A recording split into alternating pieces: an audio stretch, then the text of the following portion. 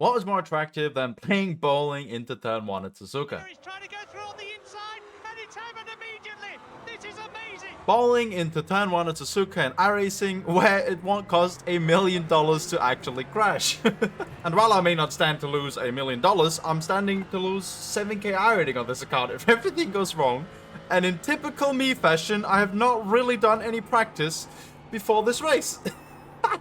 It's always supposed to be a motto of mine. It's just, what could possibly go wrong? Now, coming out of the final corner and crossing the line for the first of 2 mediocre qualifying laps. Let's see how far down the grid will be. 108.7.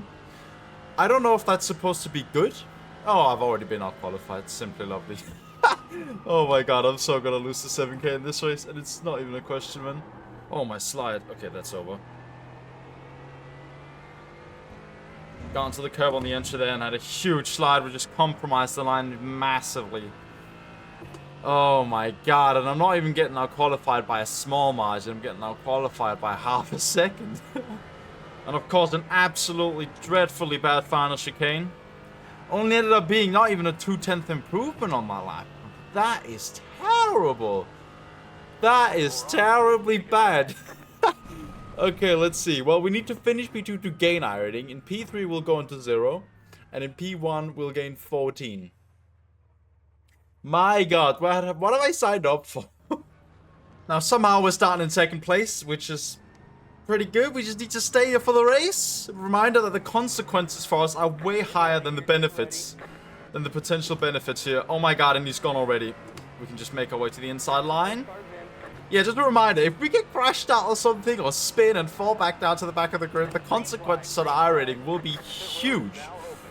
Way bigger than the actual gains that we will end up getting in this race, and no matter what position we finish in. Oh my god, as we have the cold tires, had a little slide there. Just gotta be careful here. I think that's gone deep already, okay. Let's see, yeah, this is gonna be an interesting race for sure. Now, I'm actually trying pretty much, because as I said, I didn't really have a lot of practice, so I'm still in the state of feeling kind of uncomfortable in the car. Not really feeling like I'm able to push it too much, because I don't really actually know 100% where the limit is. So, I'm kind of just trying my best here to see and adapt to sort of what the grip is, and let's see where we end up. I mean, I can definitely already now see that the guy ahead has a pace advantage and where he has it, and he just has it on more laps and more experience. He's gaining on exits where he's taking different lines that I didn't even really think about, especially like in the hairpin and out of the final corner like that. But then we can sort of look at those lines. I don't want to experiment too much with it in the middle of the race itself, but we are going to try a little bit to see if we can sort of adapt the lines and see if we can find the pace mid-race, which is kind of hard. It can also be a little bit dangerous if you're not used to it, but it can also benefit us hugely if I manage to do it in the right way. For example, here he's taking a way deeper line than I was in the other times. Maybe he's using 2nd gear and then he's just preparing for that mega launch out of the corner itself.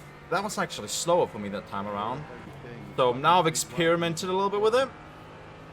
I will give it another try next lap and see if it works. There's some gravel on the track. He's not seen that. Run a little bit deep. I still managed to hit the apex somewhat decently, so just that little adaptation has gained us 10th or 2 or something. Which is clearly not enough to catch up to the back of him though. But he is making mistakes, so there's still a possibility if he keeps on doing that. But now that he's sort of getting a bit more warmed up, I bet that he'll also cut down on the mistakes. Oh! And just as I say that, it's going to slow down. Right side. Take him down the inside then. Stay on the left. Clear the right. A little bit of space. He still has to slow down. Okay, this has gotten interesting now. We have to try and defend because he for sure has the pace advantage. But now we have the track position. Gap is now 0.4 to him behind. A 0.6, so P3 is right up our bumper as well. Oh my lord. I'm now, feels like, on my own comfortable limit. Like, where I can drive this without making mistakes for the rest of the race. Like, without experimenting too much with other lines and you know, trying too much stuff. This is where my comfortable limit is now. We did pull 2 10s on him. but that is not a lot of time. 2083. I mean, that's not slow compared to the guy behind, at least. It's something.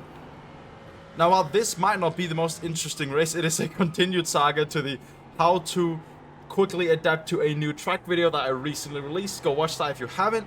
I basically just recorded that before this, and then this is the continued saga of the actual race itself. Because I didn't have a lot of practice, I only did a couple laps. But in this video, I went through how I did the couple laps, because those laps I did before practice, they were really hyperactive laps. Oh my god, as I run deep because I'm talking instead of driving.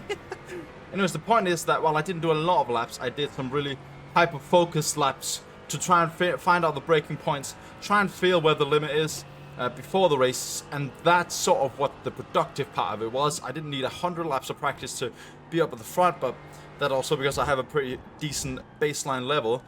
But it is mainly, in my opinion, due to the hyper-focused practice that I do, where you pay attention to every single little detail for around 5 laps or so. It just does so much helping in terms of figuring out the right braking points, where you can push the limit a little bit more, and also running behind the guy in front. You know, you just learn something from the faster people and their lines. Now, he's right up behind us, so I might need to focus a little bit if we don't want to lose this now. Going defensive. Gonna try around the outside, surely not. Oh, run it a little bit deep. I had a really slow run through 130R. That's just right up our back. It was just 3/10. I mean, I'm definitely faster when I'm not talking, that's for sure, because I'm just able to focus a little bit more.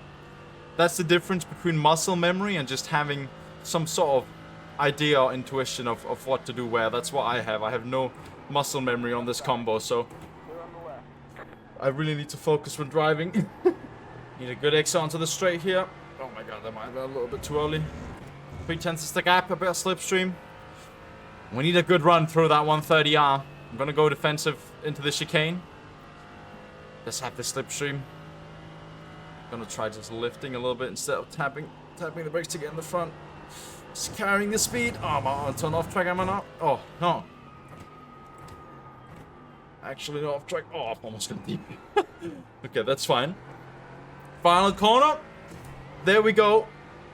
Oh, a bit of gravel? Okay, no, we're good. Alright, final corner. To take a win.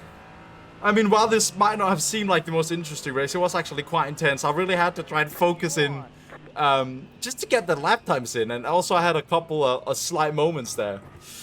But oh well, I do hope that you enjoyed this video. This was with only a couple laps of practice. If you haven't seen the video where I do the couple laps of practice and talk you through it, make sure to go watch that. Now, I've been Marcus, and I'll see you in the next one.